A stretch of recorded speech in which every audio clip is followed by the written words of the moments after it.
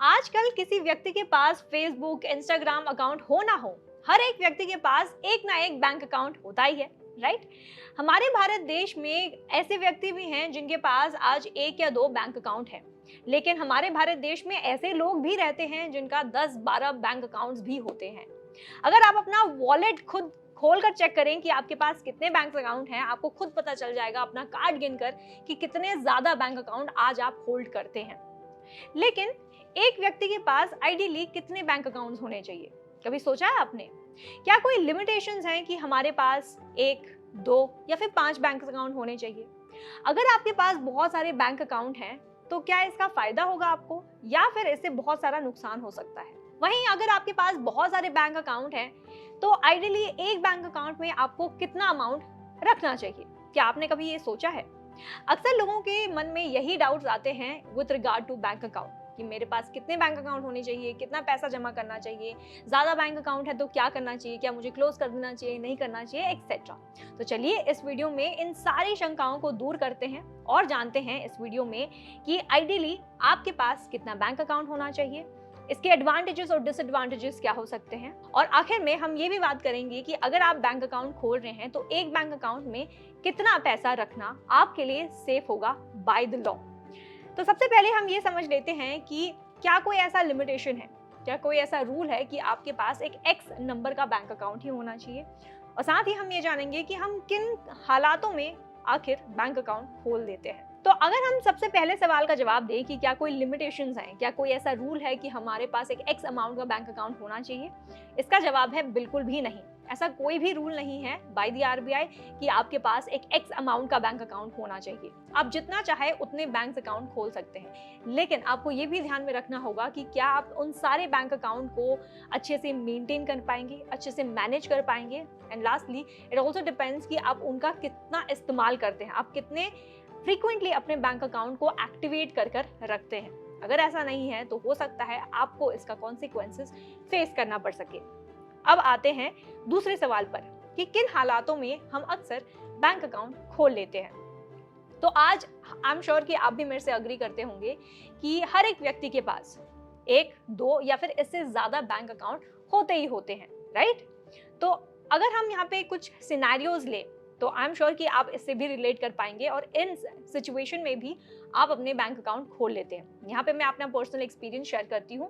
तो first situation जहाँ पे हमने बैंक अकाउंट खोला हुआ होगा वो है विद रिगार्ड टू जब हम बच्चे हैं, जब हम छोटे से यंगस्टर हैं, जब हम स्कूल में पढ़ रहे हैं, तब हमारे पेरेंट्स ने एटलीस्ट एक बैंक अकाउंट खोलते हैं हमारे नाम पर। ये हो सकता है जॉइंट अकाउंट, ये हो सकता है इन द सिचुएशन लाइक कि हमारे पेरेंट्स ने हमारे नाम पर कोई इन्वेस्टमेंट शुरू किया है, तब आपके नाम पर एक बैंक अकाउंट खुला होगा, या फिर अगर आपको स्कॉलरशिप चाहिए उसके नाम पे एक बैंक अकाउंट खुला होगा, एक्सेट्रा। तो जो भी सिचुएशन है, अगर आप अपने एजुकेशन फेज ऑफ लाइफ में हैं तब एटलीस्ट 1 या 2 बैंक अकाउंट आपके वहीं पे खुल जाते हैं आपके नाम पर। दूसरा सिचुएशन ऐसा है, अब मान लेते हैं आप थोड़े बड़े हो गए, अब आप जॉब करने लगे हैं, और जैसे ही आप एक करियर फेज में आ जाते हैं, जैसे इस मोड में आ जाते हैं, जैसे ही आप एक फर्स्ट जॉब करने लगते हैं, तो वहाँ जिस भी कंपनी में आप काम कर रहे हैं उस कंपनी का किसी और एक एक्स बैंक से, ABCD बैंक से टाई अप होगा और उस बैंक का अकाउंट आपको खोलना ही होगा। तो ऐसे में अब आप एक और बैंक अकाउंट खोल लेते हैं। अब फिर इसके बाद आगे चलकर अब जब आप जॉब चेंज करते हैं तब जाके आप दूसरा बैंक अकाउंट खोलेंगे, फिर तीसरा बैंक अकाउंट खोलेंगे। तो जैसे जैसे आप अपना करियर चेंज करते हैं या फिर एक अच्छे पोजीशन में चले जाते हैं, एक अच्छा नया जॉब ढूंढते हैं, जॉब चेंज करते हैं, वैसे वैसे आप एक एक करके बैंक और खोलते जाते हैं। अब ऐसे में हम क्या गलती करते हैं, अगर हमने बहुत बार जॉब चेंज किया है और बहुत सारे बैंक अकाउंट्स खुलाए हैं, तो हम जो प्रीवियस बैंक अकाउंट था, जो भी हमारा पुराना बैंक अकाउंट रहता है, उसे एज इट इज रख देते हैं। हम ये नहीं सोचते कि हम शायद उसको क्लोज भी करा सकते हैं, और हम उसको एज इट इज रखते हैं, चाहे वो एक्टिव रहे या फिर ना रहे। तो ये एक बड़ी गलती है जो मैं यही सजेस्ट करूंगी कि आप बिल्कुल भी मत कीजिएगा। अब दूसरा सिचुएशन ये एनालाइज करते हैं कि अब आप लाइफ में थोड़े सेटल हो गए हैं एंड अब आपको चाहिए एक अच्छा सा मकान या फिर एक अच्छी सी गाड़ी, और इसके लिए आपको लोन अप्लाई करना है। अब लोन अप्लाई करने के लिए ऑब्वियसली आपने अपनी रिसर्च करी होगी, और उनमें से उस रिसर्च में आप एक बैंक सेलेक्ट करते हैं, लेट्स से बैंक एक्स। अब बैंक एक्स में आपका कभी भी कोई बैंक अकाउंट खुला ही नहीं है। अब जब आप बैंक एक्स में लोन के लिए अप्लाई करते हैं तब ऐसे में बैंक एक्स आपको यही अपील करेगा कि मैडम या सर, आपका कोई अकाउंट नहीं है हमारे बैंक में, तो अगर आपको लोन के लिए अप्लाई करना है तो बेशक कीजिए, लेकिन आपको यही रिक्वेस्ट करेंगे कि आप जल्द से एक सेविंग्स अकाउंट भी खुला दें। जो प्रोसेसिंग फीस है जो अक्सर 4 से 6% का होता है, उसको अवॉइड करने के लिए, उसको फोरगो करने के लिए हम ये सोचते हैं कि चलिए ठीक है, एक और बैंक अकाउंट हम खोल लेते हैं। तो ये एक ऐसा सिचुएशन भी अराइज हो सकता है जहाँ पे आप एक और बैंक अकाउंट खोल लेते हैं विदाउट एक्चुअली एनालाइजिंग कि आपको वो बैंक अकाउंट की जरूरत है या फिर नहीं है। अगला सिचुएशन, ये बहुत रेयर लोगों के साथ होता है लेकिन डेफिनेटली होता है। और लास्ट सिचुएशन ये है कि जब हम कोई शॉपिंग करते हैं, हम देखते हैं कि let's say big billion days में कोई बहुत बड़ा सेल चल रहा है और यहाँ पर एक पर्टिकुलर कार्ड पर हमको बहुत अच्छा या 50% 60% डिस्काउंट मिल रहा है, बट हमारा कोई अकाउंट नहीं है उस बैंक में।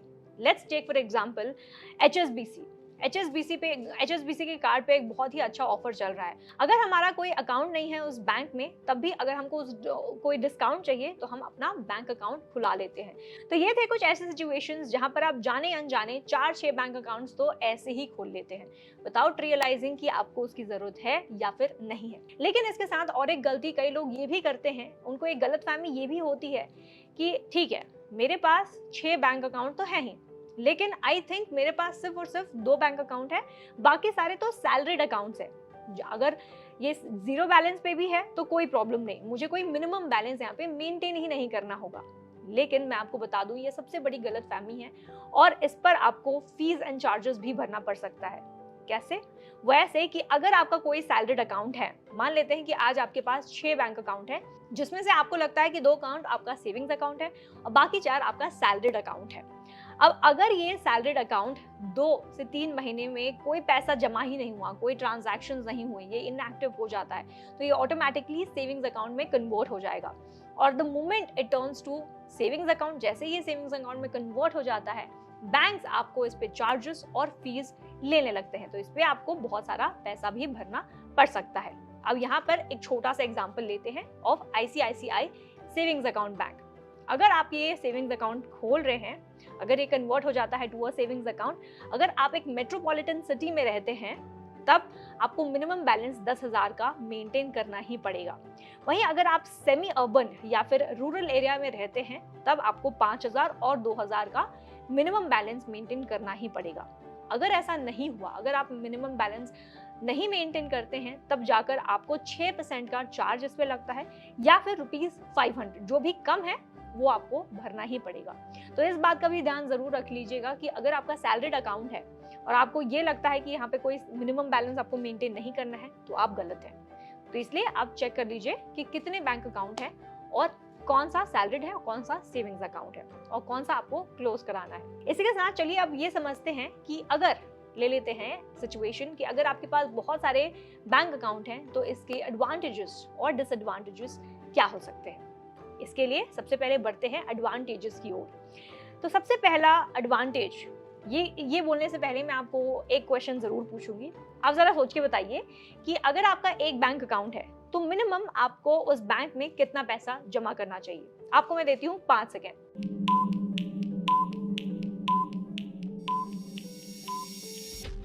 तो टाइम्स अप। अगर आपका उत्तर है कि हम अपने बैंक अकाउंट में 20 लाख, 30 लाख, 50 लाख मेंटेन करके रख सकते हैं, जमा करके रख सकते हैं, तो शायद आपको थोड़ा रीथिंक करना पड़ेगा।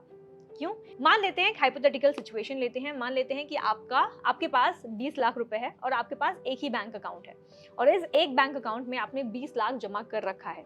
अगर ये बैंक एक ऐसा बैंक है जहां पर कभी भी बैंकरप्सी हो सकता है, क्योंकि यू नेवर नो राइट कि कौन सा बैंक कब बंद हो जाए, कौन सा बैंक किसके साथ कब मर्ज हो जाए, कौन सा बैंक करप्ट हो जाए, राइट।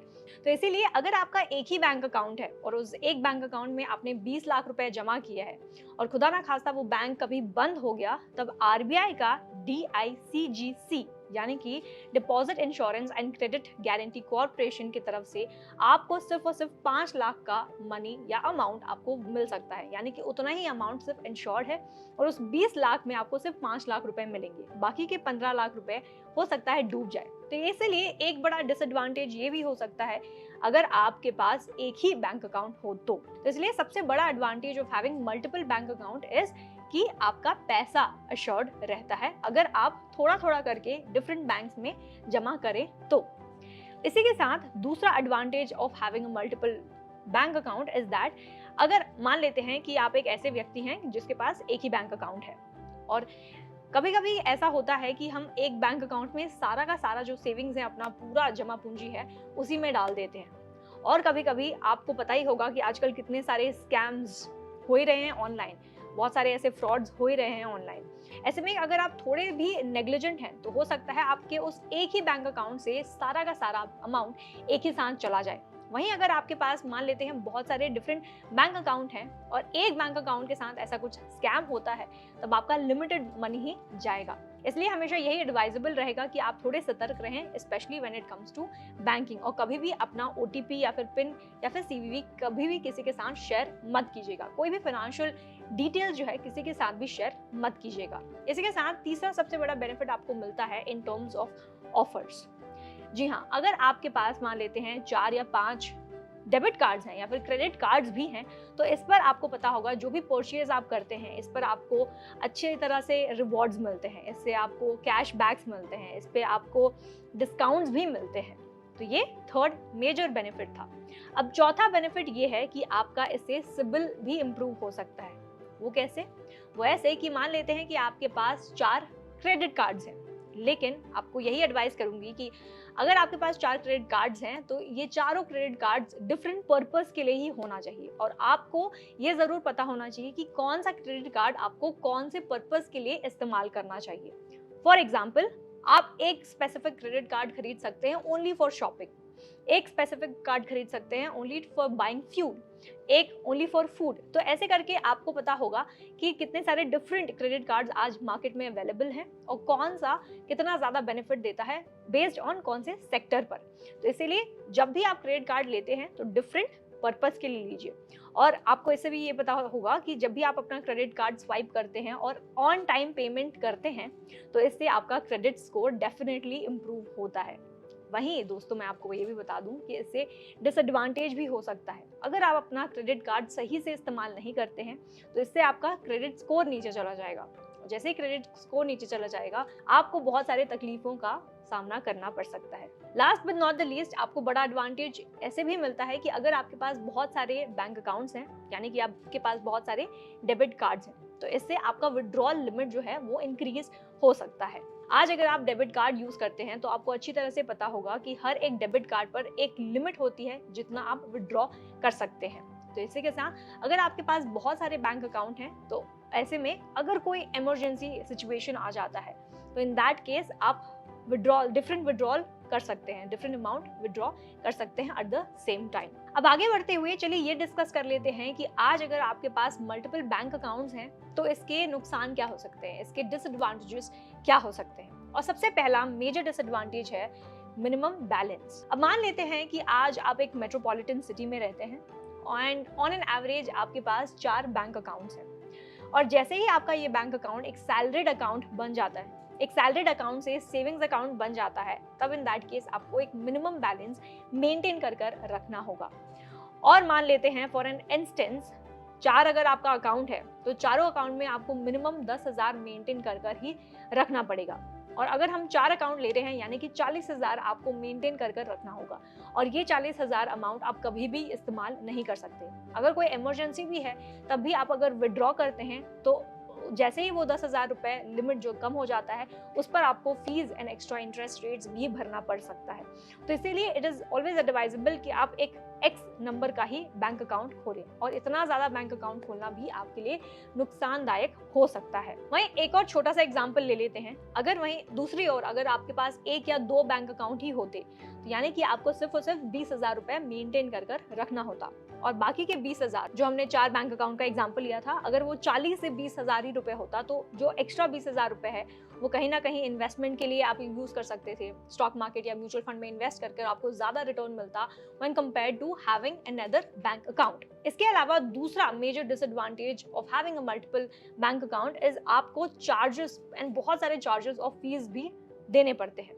अगर आज हम बैंक के फीस एंड चार्जेस की बात करें तो बहुत सारे ऐसे हैं। फॉर एग्जांपल, आपको मंथली मेंटेनेंस का चार्ज भरना होगा, सर्विस फीस भरने होंगे, इसके अलावा आपको एक्सेसिव ट्रांजैक्शन फीस भी भरना होगा। आपको पता होगा कि हर आज एक कार्ड पर एक लिमिट होता है जिसका transaction on a daily basis आप ट्रांजैक्शन कर सकते हैं। वही अगर ये एक्सीड हो जाता है, इस लिमिट को बहुत ज़्यादा यूज़ करते हैं, तब इस पर आपको एक्स्ट्रा चार्ज भरना पड़ता है। इसके अलावा ओवरड्राफ्ट, अगर आप ओवरड्राफ्ट फैसिलिटी यूज़ कर रहे हैं तो उसका आपको फीस लगेगा। इसके अलावा एटीएम चार्जेस भी लगते हैं। आज अगर आप मेट्रोपॉलिटन सिटी में रहते हैं, एक अर्बन एरिया में रहते हैं, तो आपको पता होगा कि एक महीने में 5 ट्रांजैक्शंस फ्री हैं। उसके बाद अगर आप कोई ट्रांजैक्शन करते हैं तो इस पे आपको चार्जेस भी भरने पड़ते हैं। इसके अलावा इनसफिशिएंट फंड्स जैसे कि मैंने कहा, आपको मेंटेनेंस फीस भी, जो मिनिमम बैलेंस फीस है, वो भी आपको देना होगा। और इसके अलावा एसएमएस फीस भी लगता है, इफ यू डोंट नो, ये 15 रुपए पर क्वार्टर लगता है, प्लस जीएसटी भी इस पे भरना होता है। इसके अलावा आपको डेबिट कार्ड, क्रेडिट कार्ड पर भी फीस भरना पड़ता है, और साथ ही एनुअल मेंटेनेंस चार्ज भी आपको लगता है। तो अगर आप एक बैंक अकाउंट यूज कर रहे हैं तो इस पे बहुत सारे सर्विस फीस एंड चार्जेस भी लगते हैं, जो एक मेजर डिसएडवांटेज हो सकता है। अब तीसरा डिसएडवांटेज ये है कि जब भी आप अपने आईटीआर को फाइल करने जा रहे हैं, अब जुलाई आ गया, आईटीआर फाइल करने का भी टाइम आ गया है, और अगर ऐसा सिचुएशन में आपके पास बहुत सारे बैंक अकाउंट हैं, तो आपको पता होगा कि इनका टैली करना, जो भी ट्रांजैक्शन आपने किया है, ये बहुत मुश्किल हो सकता है। वहीं दूसरी ओर अगर आपका 1 या 2 ही बैंक अकाउंट है, तब आपको पूरा टैली करना, पूरा ट्रांजैक्शन को कैलकुलेट करना थोड़ा आसान हो सकता है व्हेन कंपेयर्ड टू हैविंग 3, 4 या 5, 6 या उससे ज्यादा बैंक अकाउंट्स। तो अब इतने सारे एडवांटेजेस और डिसएडवांटेजेस को सुनने के बाद उम्मीद करती हूँ कि आपको ये समझ आ गया होगा कि आपके पास कितने बैंक अकाउंट्स होने चाहिए। वैसे अगर फाइनेंशियल एक्सपर्ट की माने, उनकी एडवाइस लें, तो उनका कहना है कि एक व्यक्ति के पास आइडियली 3 बैंक अकाउंट्स ही होने चाहिए, जो वो अच्छी तरह से मेंटेन कर सकता है। और ये 3 बैंक अकाउंट हो सकता है आपका एक सैलरीड अकाउंट हो, जो मेन अकाउंट हो, जिससे आप बहुत सारे एक्सपेंसेस को कवर करते हो, ईएमआईज को कवर करते हो, या फिर रेंट भरते हो, या फिर जितना भी आपका मंथली एक्सपेंडिचर है, जो इन्वेस्टमेंट कर रहे हैं, जो भी आपका एक्सपेंडिचर जाता है इन अ मंथ, वो आपके मेन अकाउंट से जाए। दूसरा आइडियली आपका होना चाहिए एक सैलरी अकाउंट, और तीसरा आइडियली आपका होना चाहिए एक joint account with your spouse और योर चाइल्ड। तो ये एक फाइनेंशियल एक्सपर्ट का एडवाइस रहता है। अगर आपके पास 3 बैंक अकाउंट हैं, तो आपका एक गोल भी होना चाहिए। तो ये आप सारे फाइनेंशियल गोल्स उस हिसाब से मेंटेन करके रख सकते हैं, उस हिसाब से आप अचीव कर सकते हैं। तो इस वीडियो में इतना ही।